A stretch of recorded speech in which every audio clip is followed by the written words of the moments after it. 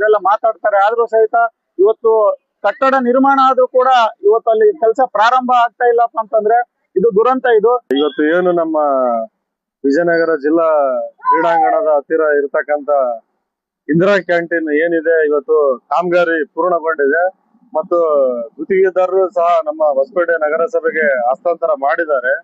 ಈ ಒಂದು ಕಾಮಗಾರಿ ಮುಕ್ತಾಯಗೊಂಡಿದೆ ಮತ್ತು ಏನು ನಮ್ಮ ನಗರಸಭೆ ಅಧಿಕಾರಿಗಳು, ಸಂಬಂಧಪಟ್ಟ ಅಧಿಕಾರಿಗಳು ಈ ಒಂದು ಸ್ಥಳಕ್ಕೆ ಭೇಟಿ ನೀಡಿ ಇದು ಕೂಡಲೇ ಪ್ರಾರಂಭ ಮಾಡ್ತಕ್ಕಂತ ಯಾವುದೇ ರೀತಿಯ ಕ್ರಮ ವಹಿಸಿರುವುದಿಲ್ಲ. ಮತ್ತು ನಾವು ನೋಡಬಹುದು, ಏನ್ ನಮ್ಮ ಕಾಲೇಜ್ ಗ್ರೌಂಡ್ ಸುತ್ತಮುತ್ತ ಬಹಳಷ್ಟು ಕಾಲೇಜ್ ಇದೆ ಮತ್ತು ಶಾಲೆಗಳಿವೆ. ವಿದ್ಯಾರ್ಥಿಗಳು, ಬಡ ವಿದ್ಯಾರ್ಥಿಗಳು ಬೇರೆ ಬೇರೆ ಊರಿಂದ ಬರ್ತಾರೆ.